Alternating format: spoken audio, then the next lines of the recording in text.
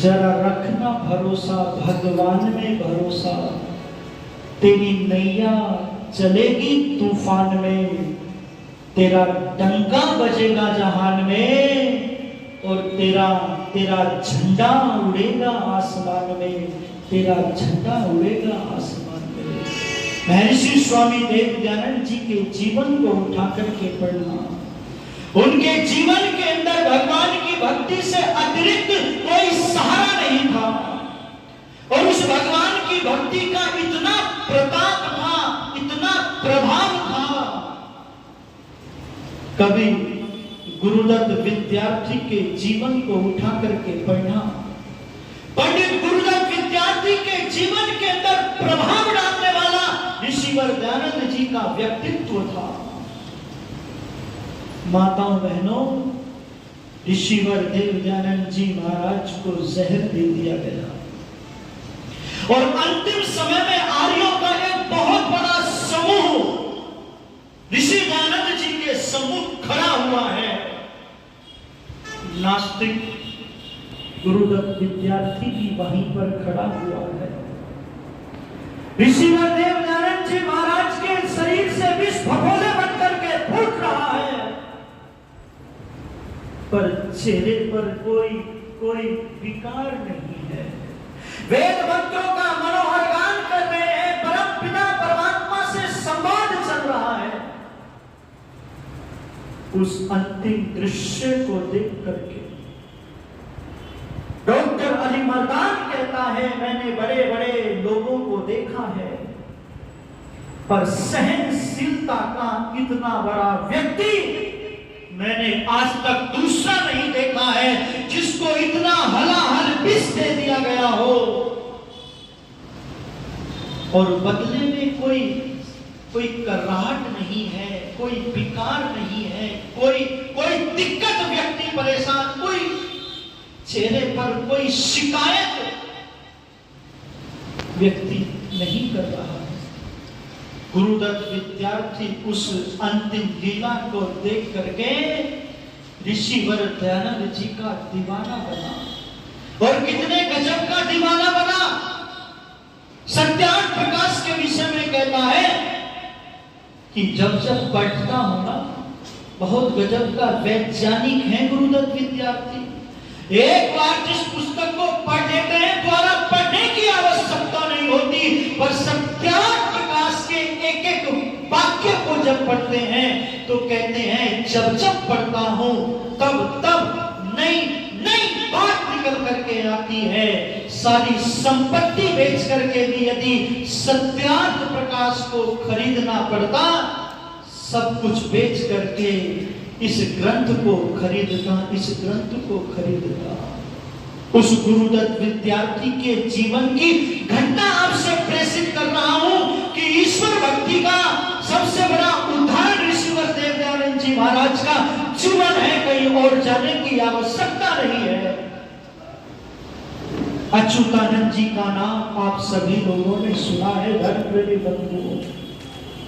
अच्युतानंद जी बहुत बड़े उपनिषद के विद्वान हैं और गुरुदत्त विद्यार्थी के मन में एक जिज्ञासा है, यदि ये व्यक्ति मठ को छोड़ करके यदि आर्य समाज में आ जाए तो दुगनी चौगनी उन्नति जो है आर्य समाज करेगा। शिष्य बनकर के उपनिषद पढ़ने के लिए चले गए। दिन और रात जो है चर्चाएं हुआ करती थी, 2-2 बज जाया करते थे। अच्युतानंद जी कहते थे अब तो नींद आने लगी है, पर वो ऋषि मिशन का धुनी गुरुदत्त विद्यार्थी कहता था स्वामी जी ऐसा समय फिर नहीं मिलेगा, इसका जितना सदुपयोग कर लिया जाए उतना ठीक है। एक दिन की घटना है, उनका बेटा बीमार हो गया। तो नौकर पहुंच गया, पंडित जी बेटा बीमार है आपका। तो ये कहा गुरुदत्त विद्यार्थी जी ने कि कोई बात नहीं, ईश्वर की कृपा से ठीक हो जाएगा। अगले दिन अच्युतानंद जी ने प्रश्न कर दिया गुरुदत्त विद्यार्थी, पुत्र देखभाल में इतनी शिथिलता क्यों है? अगर पुत्र बीमार हो जाए ना तो बड़े से बड़ा पिता जो है टूट जाता है। जरा विचार करना,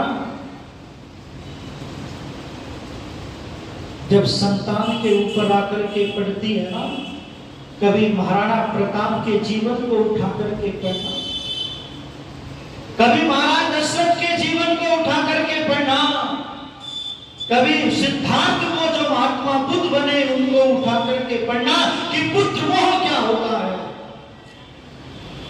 तो शिथिलता की बात की तो गुरुदत्त विद्यार्थी जी ने एक बात कही कि स्वामी जी मेरे पास में दो कुल हैं, एक ऋषि कुल है, एक पितृकुल है। मेरा पितृकुल चले चाहे नहीं चले मुझे कोई चिंता नहीं है। पता नहीं बेटा ये समाजी बनेगा कि नहीं बनेगा, पर मेरा ऋषि कुल चलना चाहिए। मैं ऋषि कुल के लिए आपको मांगने के लिए आया हूं, आपको मांगने के लिए आया हूं। जो अच्युतानंद स्वामी दयानंद जी से पराजित होकर के जिसने पराजय को स्वीकार नहीं किया था, वो एक ऋषिवर दयानंद जी के सिपाही के आगे, सैनिक के आगे पराजित होकर के और आर्य समाज की वेदी पर कहता है कि मुझे आर्य समाज में गुरुदत्त विद्यार्थी की अतः योग्यता और ऋषि दयानंद के प्रति जो समर्पण है, जो दीवानगी है, वो खींच करके लाई है।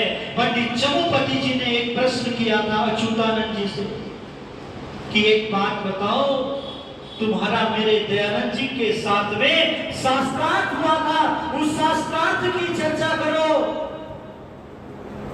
तो अच्युतानंद जी ने कहा था मैं रेशमी वस्त्रों को पहन करके हाथी पर सवार होकर के बाजे बजते हुए जा रहे थे, पुष्पों की माला बरसती हुई जा रही थी। राजा ने रेशमी दुशाल उड़ा करके माला पहना करके मेरा सम्मान किया था, लोगों ने तालियों की गड़गड़ाहट से सम्मान किया।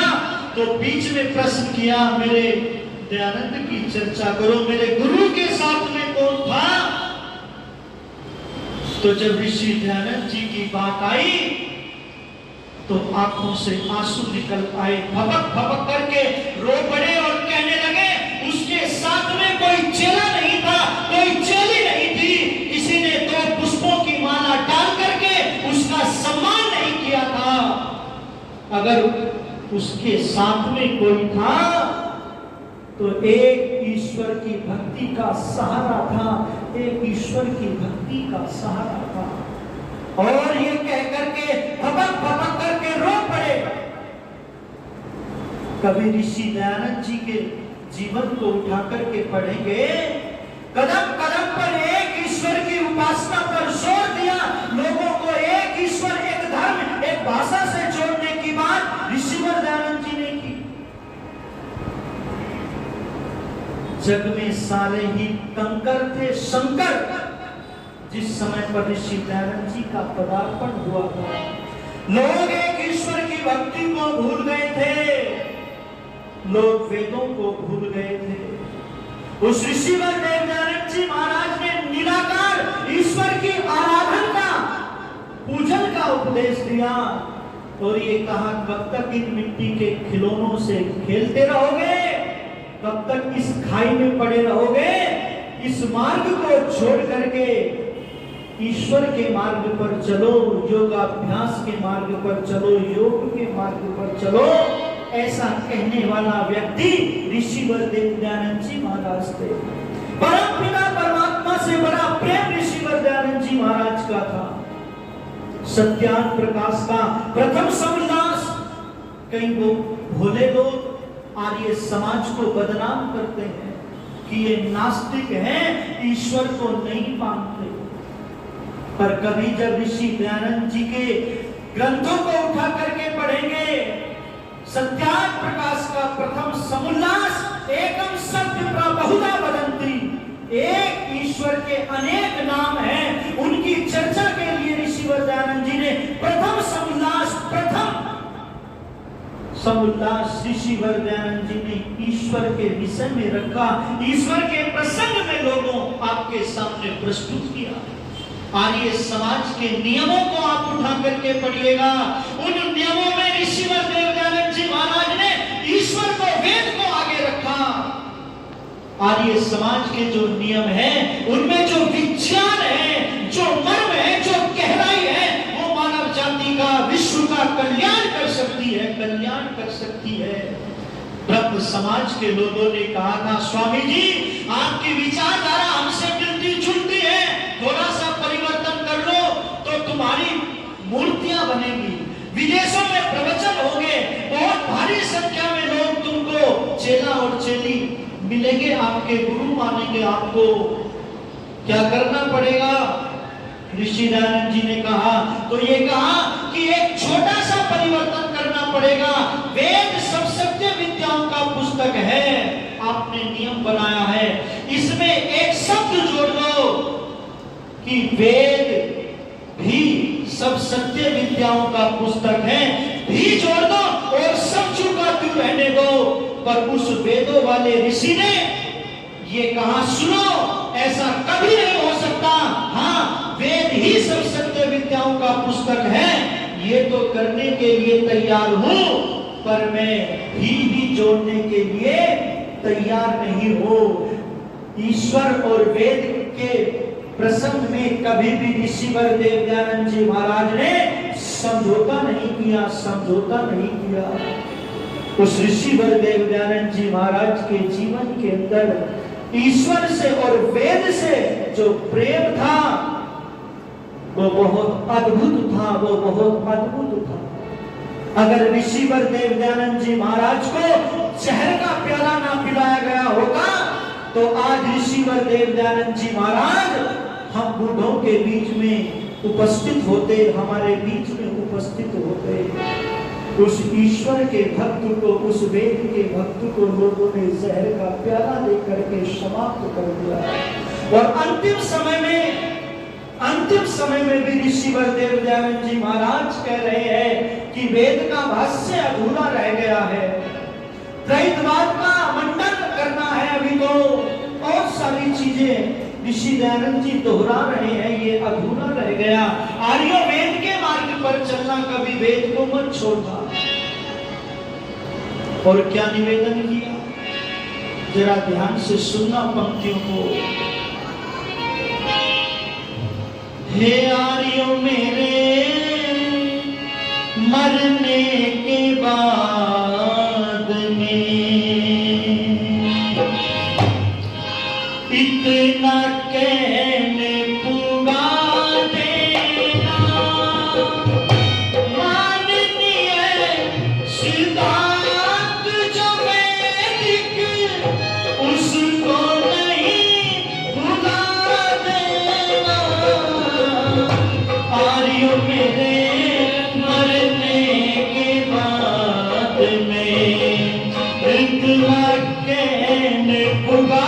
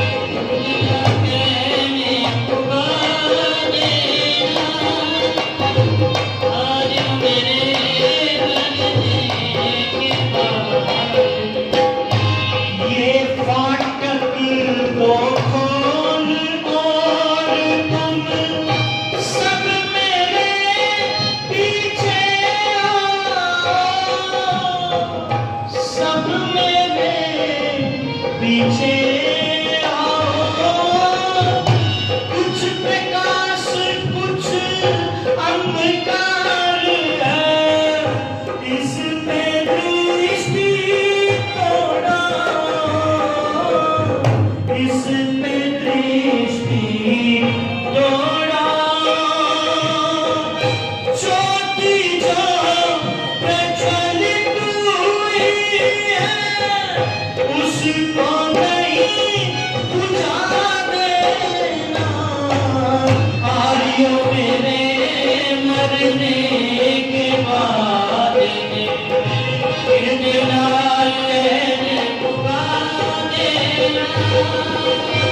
माननीय सिद्धांत जो वैदिक उसको नहीं भुला देना।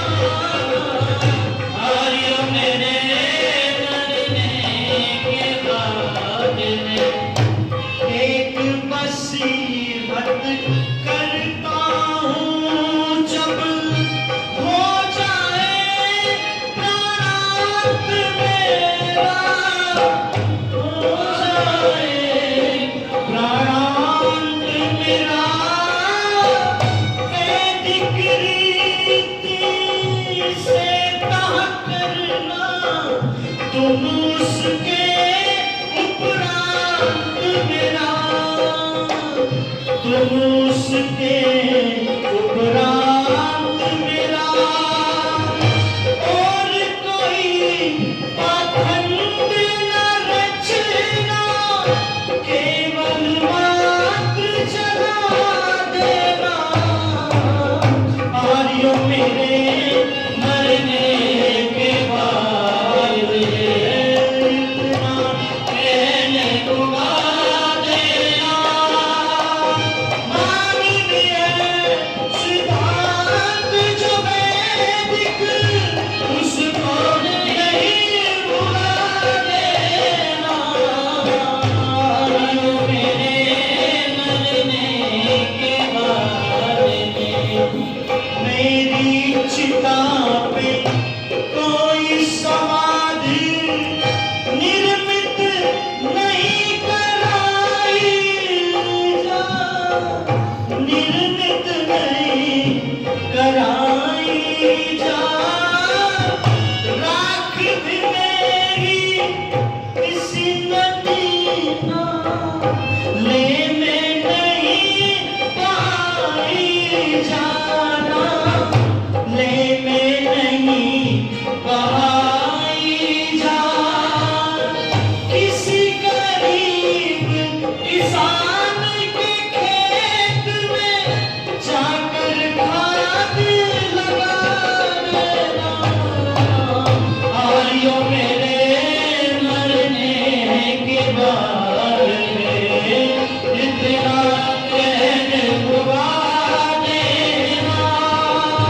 माननीय सिद्धांत जो वैदिक उसको नहीं भुला देना। आर्यों मेरे मरने के बाद में इतना कहने को देना।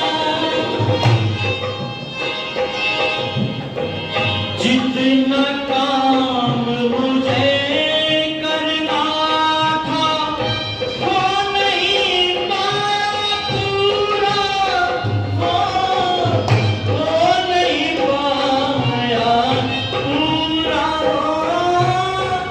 आगे उसे बढ़ाना होगा, आगे उसे बढ़ाना होगा। रह गया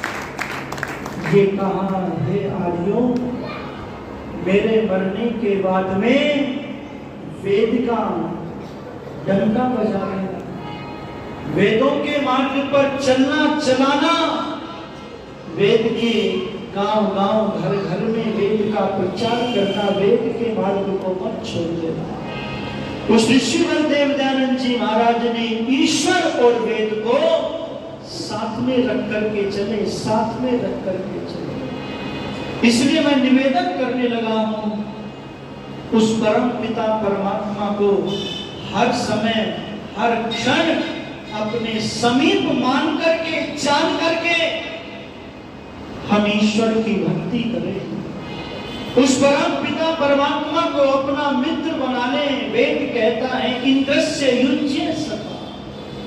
वो परम पिता परमात्मा हमारा मित्र है, और मित्र ही नहीं, राजाओं का राजा है, गुरुओं का भी गुरु है, माताओं की माता है, और पिताओं का भी पिता है। वेद कह रहा है सैनो बंधुर जनिका स ऐसा पूर्वेशा में गुरु। इस जन्म में जो माता पिता मिले हैं ना, जो गुरु मिले हैं, वो बदलेंगे अगले जन्म में।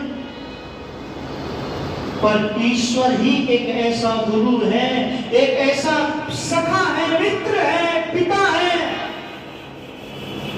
जो कभी जीवात्मा का साथ नहीं छोड़ता है, कभी साथ नहीं छोड़ता है। पथिक जी ने पंक्तियां लिखी थी,